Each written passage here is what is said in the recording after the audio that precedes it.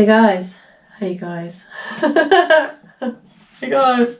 Hey guys. Hey, how are you? Start again.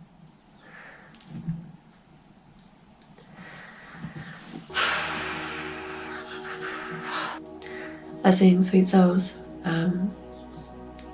Today I thought I would come on just for a chat, and I thought that I would start off today. Why do I overthink these things? Okay, overthinking. Let's talk about it. Let's talk about how overthinking literally takes over your entire process, your entire world, your entire decision making, how you come across to the world. Yeah, like overthinking is just the worst. But if you think about it, depending on, without getting too philosophical about it, where does the overthinking come from, right? Where does that even come from? It comes from the ego, right? It comes from the ego mind that you have to protect yourself, to keep yourself safe. You know, when we grow up and we're young, we sort of form these little personalities, and we figure out our interests, we figure out what it is that, you know, we just kind of put together our personalities and who we are going to be, right, over time as we're growing up.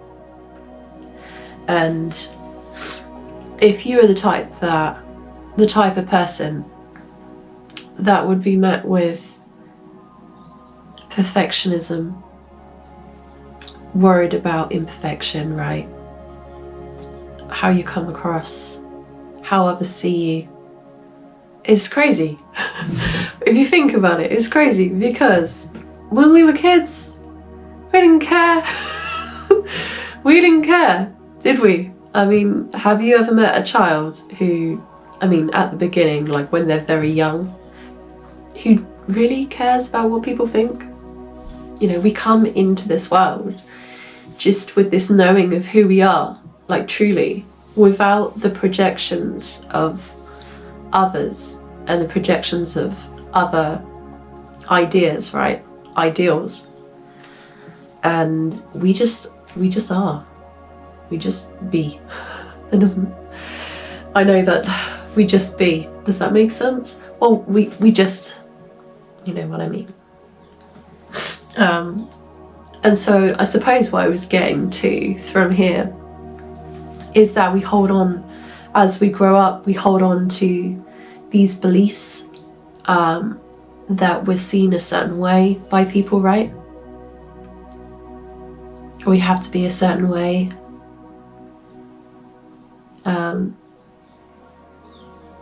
We kind of put ourselves in boxes when it comes to, you know, stereotypes around how we look, around how we act, because they're comfortable, but they're not really comfortable though, are they? When you think about it, sometimes, you know, when you've built up those walls over time, and you've built up this character that you have developed over time. But I think the important thing to remember is we're always changing. We're never the same, right? We are always changing. So to put ourselves in a box one size fits all doesn't really work. And we kind of learn that, don't we, when we're growing up and we're in school, and we go through the process of, oh, okay, this is how humans are. This is how we're supposed to be. Like, we are a pack mentality, right? This is how we are. We're a hive mind. But actually, we come into this place, this world, we come into this universe with a totally unique set of skills, a unique mindset, a unique perspective that we lose over time. We lose it because we feel we need to, I don't want to say conform, I don't really feel conform is the right word. We feel like we need to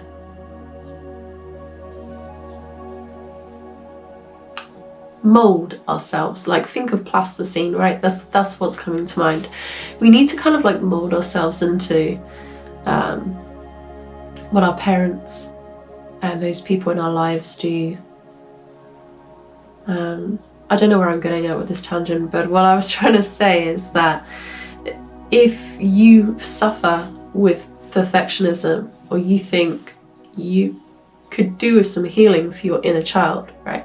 You want to connect more to that inner child mind every now and then. Like, you don't have to do this all the time. There is a time and place for when you need to use those skills that we learn growing up, and we are part of society, right? And there are times when we need those skills that we've learned over time. But I think what is really beneficial is if we learn how to connect with our inner child more and feel our way through life, sometimes through the eyes of our inner child, because we can connect deeper with just the flow of the universe and how it works. Because the universe is not it's not tied down to these morals that we have of how we should be. It just is. And you know, when we come here, it's like a playground for us, because we're exploring, we're working out what cause and effect, we're figuring out what works and what doesn't, and we're finding our way through. And we're still essentially doing that now. Even though we're adults, we're still growing and learning in similar ways. But I think just connecting back to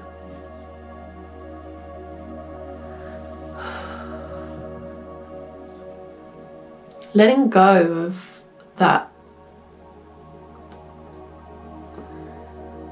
strict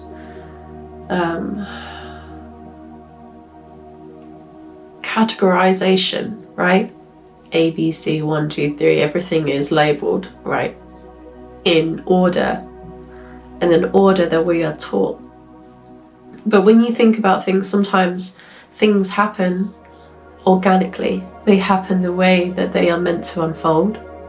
And so when you try and put that mindset on those sort of things in your life, like the things you want to manifest in your life, relationships and connections and family and people that you interact with, and why, you know, sometimes you will have connections that are in your life and sometimes you won't. Job roles, skills that you learn that you feel more called to doing, say landscaping 1 year, and then a few years later you're called to do something completely different, right? But maybe that, you know, it's partially that you decided, I believe, before you came here, you decided, okay, I'm gonna try this, and I want to learn from this, I want to learn from this person, I want to learn from this experience, right? And it's hard for us when we're here in this moment and we're going through it, and we're going through especially like the lowest points of it, and you know, we can get stuck and stagnant in those moments. But actually, when we get through those moments and we get to the surface a little more, we can kind of see from a higher perspective, if you like, of how those things unfold. And of course, in divine timing, right? 9:19, as I said that on the clock. 1919 is a number that keeps coming up for me lately. It's really interesting when I see that. When you think about how we can release perfectionism and this overthinking, right? Let's get back to the overthinking. It's hard because we don't really quieten our minds. I am guilty of this 100%. I'm guilty of this. I don't often make time for myself to stop and to ground, you know. I'm a mother, so there is that also. But regardless of your lifestyle, your responsibilities, we all are kind of pulled away energetically in our mind, you know, from tapping in to this realization, right? We're focusing on that job, that role, those things that we're working so hard towards, right? But, you know, grounding yourself just for a moment and releasing the attachment to those things just for a moment so that you can feel in, you know, breathe, focus on your breathing, time to go within, taking that time to have these thought processes, to think, okay, why am I so up in my head right now? What is it about this particular situation that is just stressing me out and causing me to overthink, right? And when we take that time to step back and you energetically feel within yourself, whether that be you could sit still and feel over your chakras, over points in your body, you could just, whatever you do to connect, have a bath, right? Just take time in nature. Switch all the lights off, put on some deep shamanic meditation music, just try and zone out, however it works for you. Automatic writing, candle gazing, just so many things. Sit by the sea or the ocean or a body of water and just keep your awareness purely on what is going on around you, and just try and take the attention away from in here, and you'll find that things just sift through a lot easier, and you'll have like a clearer perspective and understanding of where you are right now. 12:12 on the clock. And it just gives you the space, it gives you the breather to step away for a moment and really focus on, okay, is this serving me? Is this feeling right for me? How can I change this? Let's just take a step back, look at it from a bigger picture mindset. You know, and sometimes we can just like jump straight in with the logical thinking a lot, and we don't actually connect in with our heart, our gut. The gut is usually the first place where you will feel it. If you feel like something feels wrong, you don't feel comfortable with something, or something is like niggling at you, you need to say something, you need to do something, and it just is just over and over and over in your mind, you'll feel it here in your gut. That's the first place you'll feel it. And you might even carry the tension in other places in your body. Your jaw is like a common place where you will just hold the overthinking, right? You will have like this tightness in your jaw. So even if you lay down in a quiet space and you had meditation music, if it helps you, solfeggio frequencies, anything like that, just to follow your breathing along with, try and slow your breathing down and have awareness of your breathing when you have intention of your breath. That's a really good way to help you connect in with your body and your energetic body as well. Yeah, that's super powerful if you can do that. And you can literally feel where it is in your body if you really pay attention. And you know, you could do chakra work on that. You could hover your hands over the area. You know, your hands are so powerful.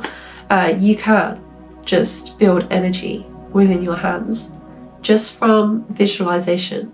So you have chakras in your hands, and by rubbing your hands together, you know, we clap when we go and see like a show, or we want to applaud somebody, you know, we clap, and that is energy. That is energy. So building up that energy, warming it up, focusing, imagining, visualizing the energy like a ball of light, if you like. That's usually the common way. and just energetically feeling it. If you're not the sort of person that would usually do this sort of thing, I totally get it. It is strange, it's different. But usually if you feel called to it, it's because you've gone through something in your life that just pulls your awareness and pulls your attention towards it, and you might not even realize. It might just start off where you notice small details, you notice small things, and you have more questions on esoteric things maybe. You could have a lot of coincidences in your life, and at some point you look and you think, these aren't coincidences, this is happening so often that it is just past coincidence, right? And that's, for me, that's usually the first thing I noticed. Is I would notice that. I would notice the angel numbers as well, 555 on the clock. But I wasn't intentionally going online and looking and going, okay, so I have to see this, I need to feel this to go through a spiritual awakening. I didn't even really know what a spiritual awakening was.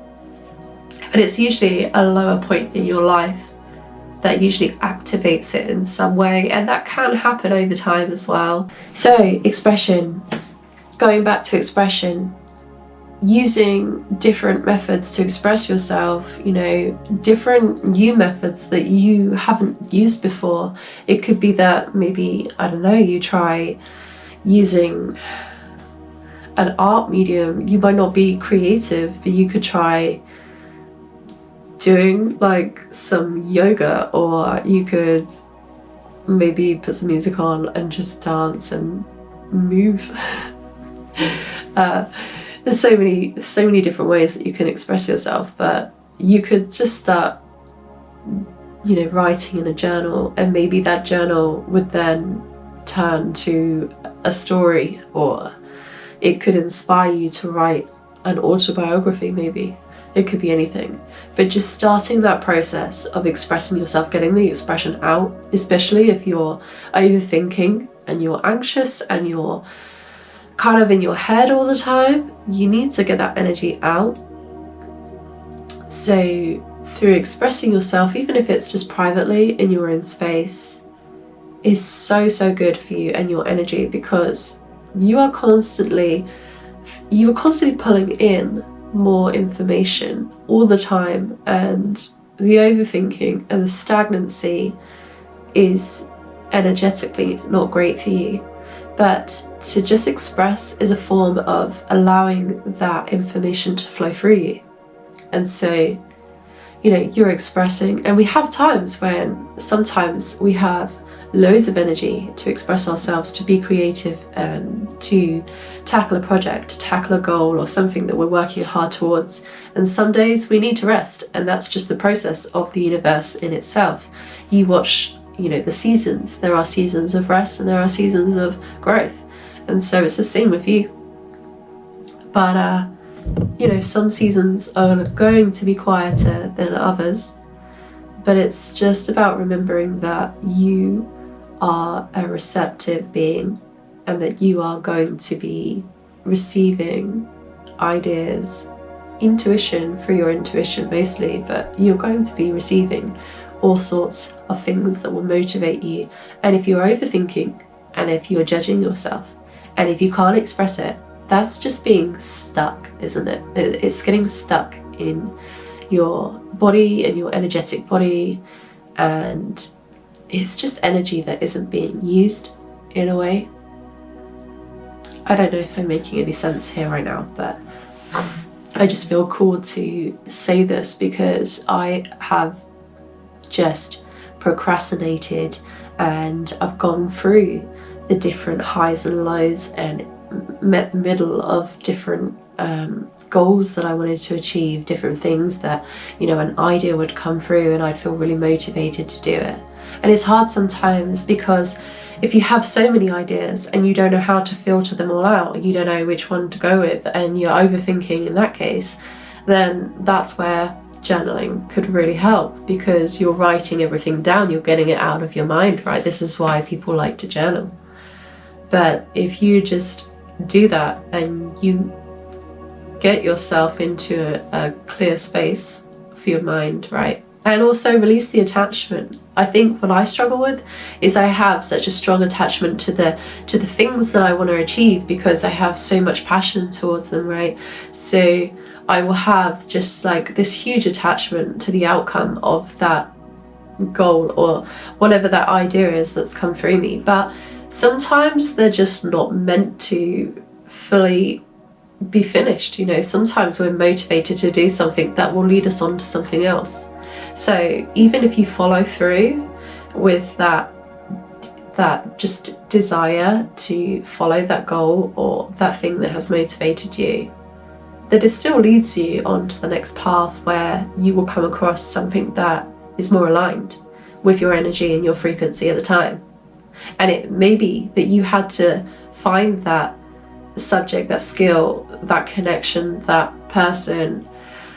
This could be anything, right, in life, to raise your frequency up to that level so that 444 on the timer then, so that you can have the mindset and receive more information so that you can realize, oh, actually I need to go this way and I need to do this thing because that feels more aligned to me right now in this moment, in this frequency, right? So yeah, the overthinking doesn't help. It just keeps us back. It keeps us back to square one, and before we know it, we haven't started on something because we've overthought the expression. How is this going to come out? How is this going to look? How do I feel about how this looks? Which is healthy. How do you feel about something when you do something? Look back at it, and then you can tell yourself, okay, well now I'm in this mindset and this energy and this frequency right now, this present moment, which is all that matters, is our present moment. We can't judge ourselves by past moments and by what we want to achieve in the future because we're not there right now. It's great to have the motivation and the goals and the visualization that you want to manifest something. You might feel in your bones, I am meant to do this thing, okay? And that's exactly how I felt when I started 2-3 years ago. I thought, okay, it's going to go this way. This is what I want to achieve. This is what I want to do. But now I'm here in this present moment. Different vibration, different feeling, different emotion, different frequency, right? But I just go with the flow and what I feel called to do in this present moment. That'll take me to the next step. That'll make the next step clearer. And then you can take these steps in small steps towards your goal. Because if something truly is destined on your path, you don't need to worry because it is destined on your path. If you believe that we come here with a contract or a blueprint or some sort of idea, I don't really like the word contract, I wouldn't say contract. We come here first, right, with the intention, and those intentions can always change because we grow and we don't know really how we're going to grow until we get to that point. It's like a hybrid flower. Okay, sometimes you will think, right, well, I want to grow some zinnias, I want to grow some sunflowers, I want to grow these flowers, and this is how I want my garden to look. And sometimes you just get a random ass hybrid plant that just crops up, and you're like, actually, I kind of like that flower. And then you want to do that again, but it's not something that you can always replicate because it's divine timing, right? So, you know, yeah, you can look after the soil and you can make sure that the environment is right and you can follow the same steps that you took before, but you can't really create the same scenario because time just doesn't work like that. The universe just doesn't work like that. Not really, unless you think about deja vu, but that's a whole other thing. So yeah, just think of yourself as the hybrid flower, and you are going to grow in your own time. You're going to surprise yourself and others because you are going to achieve what is right uniquely for you, right? So your divine timing and how that is going to how you are going to unfold, how you are going to unfold, right? Only you know, because that is patented. It is your blueprint, right? It is your destiny. So only you know how that can unfold, really. I mean, you got your guides, You got your guides, your spiritual team, your ancestors, all of those cheering you on. They're in the background and they're helping you. They're kind of like, you know, clearing the path a little bit. You know, they might sprinkle some fertilizer and some little special goodness in the soil to help you go, but to help you grow. But it all comes down to you. It's all you that is achieving this. And so we come in with the mindset of the inner child, and we try and connect in with the inner child every now and then, because it makes us feel good, right? What makes me feel good? Let's do more of that. And not necessarily, oh, let's just stuff my face full of donuts for like a whole week and, I don't know, stay in bed and just not do anything. No, because that is out of balance, right? And you'll know that that doesn't make you feel good, because if you sit in bed and eat donuts for a whole week, you're going to feel crap. So, you know, yeah, a donut is great every now and then, but, you know, like sometimes you just have to tune in and think, what am I feeling like today? What do I feel called to today? What is calling me the most today? And follow that. Follow what you're feeling called towards, right? Because you'll know if it's right for you, if it feels good for you, it'll feel good. If it's fear, because don't forget that sometimes the ego will get involved with fearful thinking, limitations, limited beliefs, overthinking, anxiety, you know, all of those things. It's not real. Not really. Unless there is genuinely something that you are feeling fearful or scared of, you know, your inner compass will guide you the right way, and you will know, okay, I cannot do that because this is not good for me, right? This does not feel good for me. And sometimes it's hard to navigate those roads too. Again, sometimes we have to go through things that don't feel good in order to get to this point where we have this awareness and this understanding of who we are. So yeah, I feel like I got on a complete tangent there, but I hope it was useful for somebody. Let me know in the comments if you did find it helpful. This has kind of been more like a diary waffle moment again, but yeah, I hope it was helpful. It definitely was helpful for me, because I am 100% guilty of this also. I am no way saying that I know the answers or the solution. I'm just sharing my thoughts with you today. So sending you so much love, and blessings, and I will hope to see you here again soon for another video. If you haven't seen any of my videos before, I've uploaded some tarot readings. If that's the sort of thing that you like, just check out my channel and you can find the videos there. I'll be uploading a lot more of videos like this. I also want to upload a guided meditation, which hopefully I will work on next. So if you feel called to that, that will be here soon. And yeah, sending you so much love, guys, and take care. Bye.